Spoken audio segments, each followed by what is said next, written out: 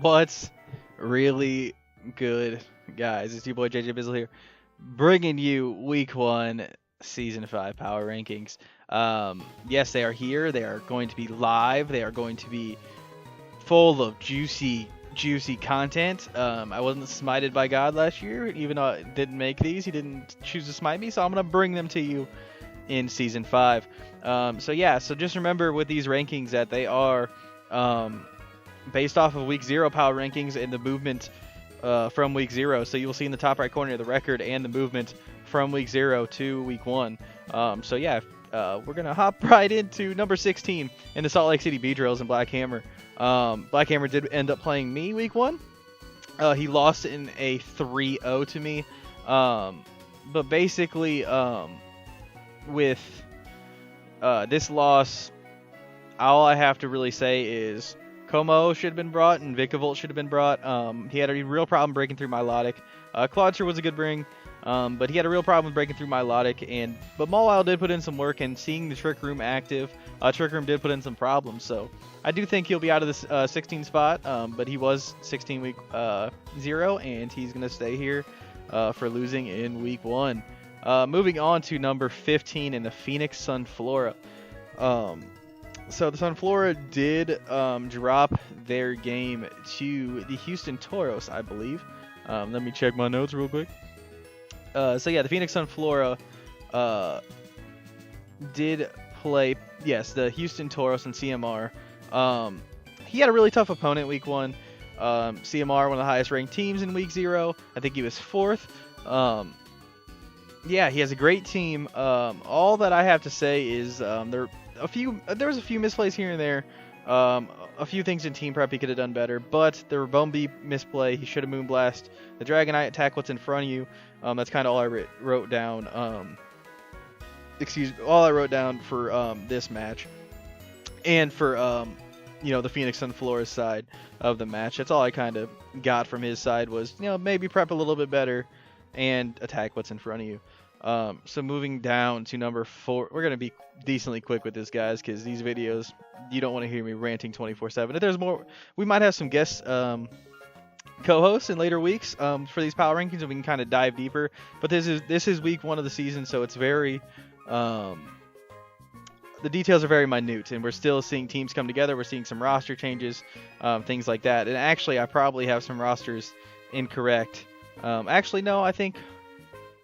might have some rosters incorrect. I think I should be fine for the Week 1. I should be fine. So looking at number 14, we have the Patent Perth Politoeds and Jermoi. Jermoi did end up. So he played Haz in the London Arsenal. The London Arsenal. And so again, another tough team.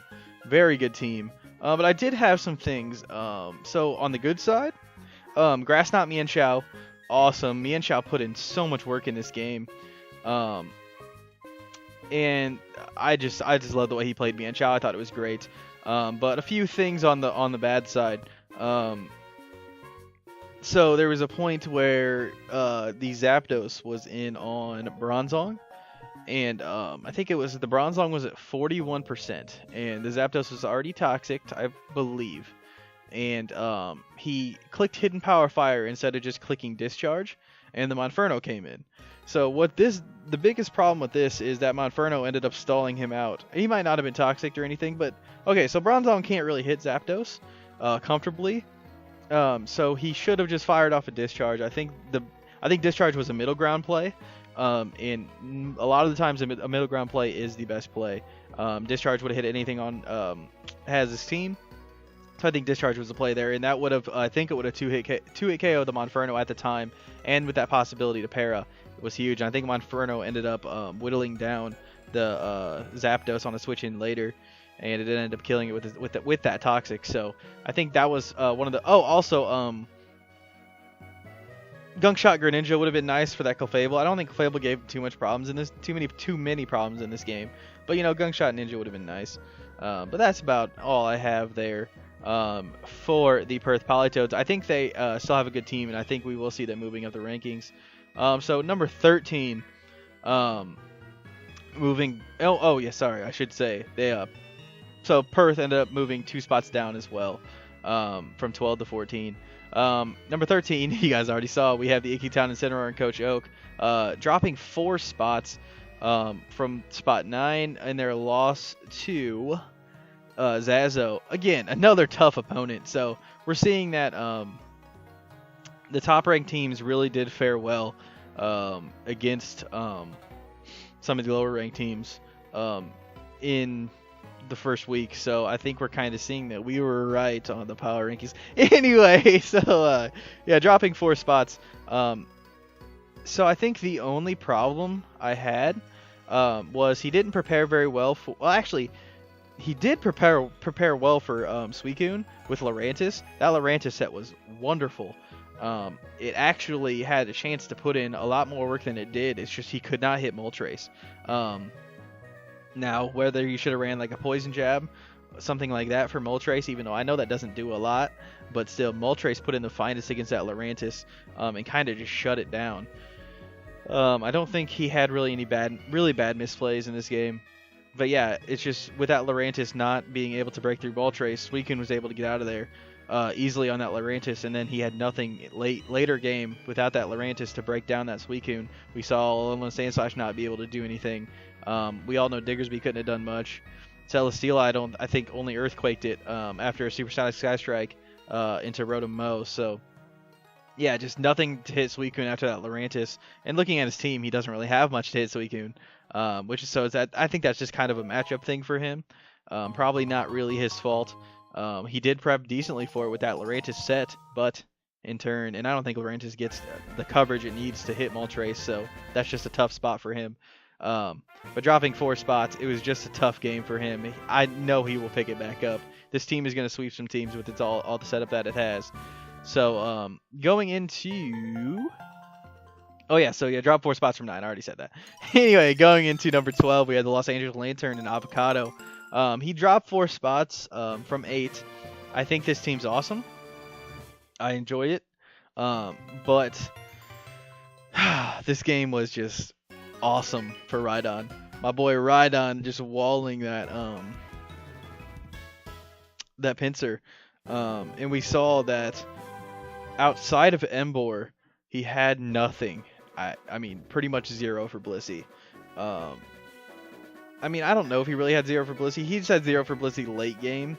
But the combination of Rhydon and Blissey just kind of sat there on his team, and it was just such a tough game for Avocado with those two doing their walling job and doing the business. So we're gonna quickly move on from that to number 11 and myself. I moved up 3 spots from the 14th spot with my victory over Salt Lake City. I mean, I don't think I played great. I was stupid, and I brought Hyper Cutter, Toxic Orb, Gliscor. Hey, excuse me, a little yawn. So yeah, horrible. I mean, check your team, you idiot. But I think I prepped I prepped and I needed to do what I did to win. Obviously, I recognized that Milotic was my win con not early in the game, I would say. I'd say mid-game, I recognized that outside of like a Mawile setting up or something, or like a Crest setting up, Milotic was just there. Now, do I think I played great? No. Do I think I played decent enough to win? Yes, I do, and I did in fact win. I think my prep was decent. My play was decent, which in turn gave me a win because I had a good matchup. So yeah, I mean, I don't think there's much to say, but moving up from 14 to 11, I'll take it for week 1, and I'll put in a week 2 win hopefully and move up a little bit farther. So moving on to number 10, we have the former 7th overall, now 10th in the Golden State War Turtles and Luke. So this game, dropping 3 spots is so tough for this loss because I feel like he played well. He missed a Will-O-Wisp late on the Tyranitar that would have allowed him to stall out with Mega Charizard and put in a lot of work and possibly even win the game. That missed Will-O-Wisp really sucks. It's Pokemon. It is what it is. And Decidueye in turn got crit. Mostly because he's Deciduass. But but yeah, so I mean, I don't think it was I don't think this team will be here long. This team's great. This team's awesome. It has Zard and Manaphy and that Hoopa Unbound and Jolteon. Shoot, this team's awesome. So this team will be up. It will move. It will bounce back quickly. I think the only thing I wrote down was Jolteon was a little ineffective. It didn't really put in a lot of damage this game. Obviously, it was great for momentum, but it didn't put in a lot of damage. That's a very small gripe. I think he played fine. If he hits that Willow, he's probably going 3 the other way. So yeah, it was just a tough loss, a tough Will-O-Wisp loss. So yeah, this one is probably the most controversial of my movements. So coming in at number 9, I have moving up. We have the Armaldos. Coach Parkzy moving up 2 spots in his loss. So he played the best team, in my opinion, in the league in Hughes, and he took him down to a 1-0, to a very narrow 1-0. So I ended up moving him up 2 spots because I loved his prep, I loved his team comp, and this team in general I just love. So I actually came to appreciate it more. I was helping him build the other day, and I came to appreciate the flexibility that he had on this team. I love Mega Aggron. That's awesome. And Nidoking. I really enjoyed this team after helping prep with it and watching him battle in the first week. So I think this team is going to be in the playoffs. I think this team is going to keep moving up the ladder as we go. So I think he played fine. I just think he played the best team in the league, and he ended up losing to Sandrush. So it is what it is. He played great. I think it was Hughes and the Bold Breakers is going to be one of the best teams in the league this year. So I don't see anything wrong with his loss, except for it is what it is. So so this is my big mover and shaker of the week. The West Bromwich, right? Yeah, Bromwich Altaria in Mike. So this was the number 2 rated team in the league in the Week 0 power rankings, dropping 6 spots. Oh man, this game. So I think he mentioned in his video that he spent like 15 minutes prepping, and you got to put a little more time and a little more dedication into your team prep, and you could kind of see it in the game where he just had nothing for the combination of attackers that who was it? The Ajaxorus. Did I say that right? I think I said it. I think I finally said Ajaxorus. Ajaxorus. Yeah, I think I said it right. But that their attack brought with Salamence and Mega Medicham. I just don't think he had answers for it. I think we saw that as Muck went down to a high jump kick early. He didn't tech protect. I didn't see protect on really anything, which you need against Mega. If Muck had protect right there, the whole game has changed. He protects. Now, Medicham can't freely high jump kick against Muck, so what is he going to do? He's going to have to switch. He can go for a double protect. He can shadow sneak and really get some chip off. It's just little things like that that really matter, that come in team prep. Just spend a little more time team prep, and this team will bounce back. But this team taking the big hit just because of that those team prep issues. And that kind of transitions. That's kind of a good segue into number 7. In my second big mover shaker. Move a shake. Plus 8 spots in the AFC Ajaxorus and Coach MX3. So he took down the number 2 team in the league at being at number 15? Number 15 in the Week 0 power rankings. He took in. Okay, so we'll get into this match here in a second, but the weaknesses that we talked about in Week 0 with this team, and when I think I brought up the special attackers, he didn't need them. This defensive core with Tangrowth, Mandibuzz, and Steelix that came, and with the attacking core of Salamence and Medicham and the way he played it was just phenomenal. This team just shined in that game. This team, he just played it perfectly well. The defensive here's what I wrote. The defensive prep with the offensive execution was flawless, and I think it was in that game. I think he played awesome, and I think he deserves to move and shake up the ladder to number 7.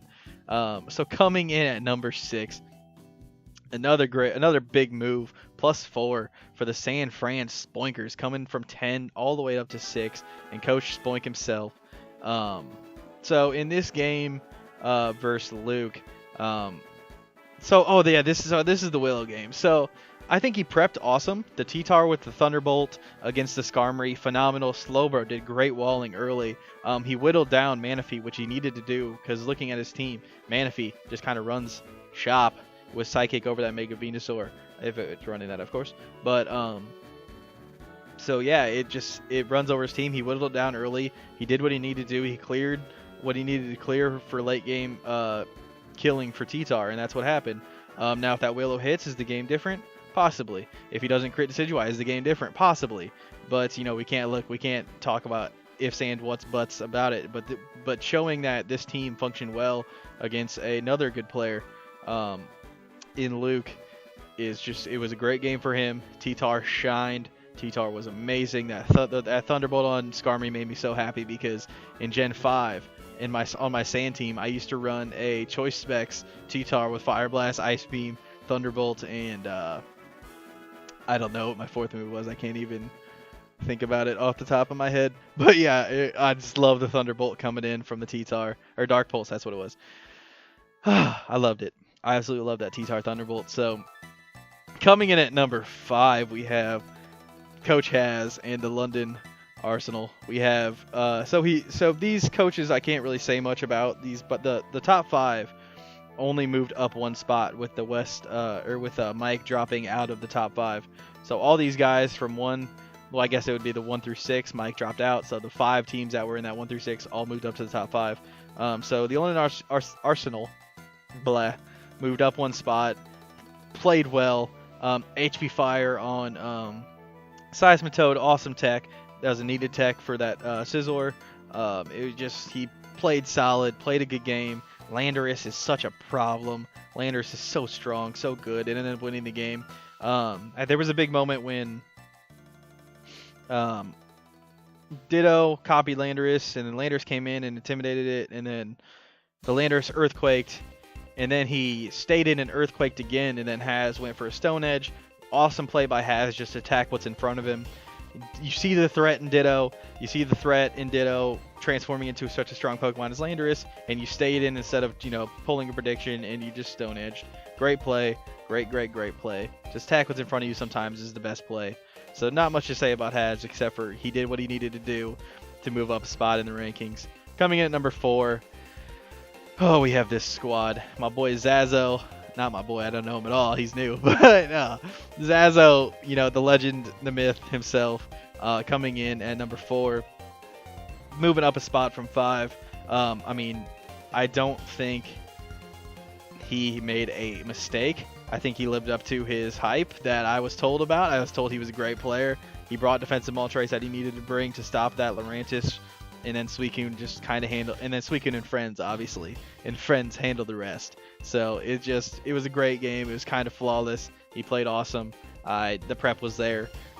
And he just kind of, I don't know if he recognized that Lurantis was the only Suicune stopper, so he brought Moltres in response. If that was the case, then thumbs up to you, sir. That's exactly what you needed to do. You did it. You won. Congrats. So we have number 3 in the Houston Tauros and CMR moving up from 4. We talked about this team at nauseum in the Week 0 Power Rankings. Feeny, Mew, Core, wonderful, did its job perfectly. Mamozard, breaking through stuff. Dragonite came and got some important damage off. There's not much to say. This team's great. This team's going to perform great, and it did its job. Did I write down anything? I just wrote down Mamo plus Zard Ouchie. Mamo plus Zard Ouchie, that's all you can say. Great offensive core. He did what he needed to do defensively with Tapu Fini and the Mew. Did what he needed to do. He won the game. So coming in at number 2, we have the Los Angeles Larvitars moving up from the 3rd spot, +1. What did I write down for this game? Oh, yeah, the Don himself, Rhydon, coming in and just saying, hey. I know that you're Mega Pinsir. I know that you're a Mega, and you have all these base stat totals. You have this beautiful ability that just boosts everything you do. But I'm the Don. I'm the Rhydon. And he just comes in and says, nah, G. I think, 12% from a return, then just recovered it off. As my boy Joey Pokeyam would say, that did 0. That healed me, he would say. He would say that healed me, because that's what it did. It was just, Rhydon was great, and then he cleared what he needed to do on the board for Blissey just to late game, just seismic toss everything. Blissey was great. Rhydon was great. This team is great. He's going to stay here for a long time until somebody knocks him off. And then coming in at number 1, no changes. Wait, why did I write +1? You didn't. Hey, nobody sees that, right? Nobody sees that. Nobody sees that. It should be 0. So yeah, he was at number 1. He's staying at number 1. I love this team. This team is great. This team's phenomenal. Do I think he could have played a little bit better versus Parkzy? Probably. He could have prepped a little bit differently, but hey. Well, actually, he could have saved. I think he could have saved some differential. He could have been just worried about Choice Scarf, Aerodactyl, I guess, because he switched out Excadrill in the sand when he could have just probably Iron Head. He could have not been running Iron Head too. I don't know the specifics, but he played awesome. His team's great. Sandrush just cleaned up late game. There's no reason for him to move from number 1 when he won his first game, although at a lower differential than some of the other coaches. He played phenomenally. He won the game. It is what it is. It's over. So yeah, if you want to break it back down, 16 Salt Lake City, 15 the Phoenix Sunflora, 14 Perth Politoeds. Actually, why don't I just do this? Why don't I just there? So yeah, 16 Salt Lake City, 15 Phoenix Sunflora, 14 the Perth Politoeds. We have 13 the Town Incineroar, 12 the Los Angeles Lanturns, 11 myself and the Chillicothe Cloysters, 10 the Golden State War Turtles, 9 the Armagh Armaldos, 8 the West Bromwich Altaria, 7 the AFC Ajaxorus. I think I said it right again. I think I'm on fire tonight. 6 the San Fran Spoinkers, 5 the London Arsenal. 4 the double B Seakings. I love that name. It's great. 3 the Houston Tauros, 2 the Los Angeles Larvitars, 1 the Mold Breakers of FK. And that will wrap up the week 1 power rankings, boys. We did it. We made it. If you made it to the end of the video, comment at the bottom of your screen. What do we comment? Pronunciation. Comment the word pronunciation because I was flawless tonight. Absolutely flawless. Comment pronunciation. I'll send you a bag of M&Ms in the mail. Thank you guys for coming out. I'm about to get out of here. Boy.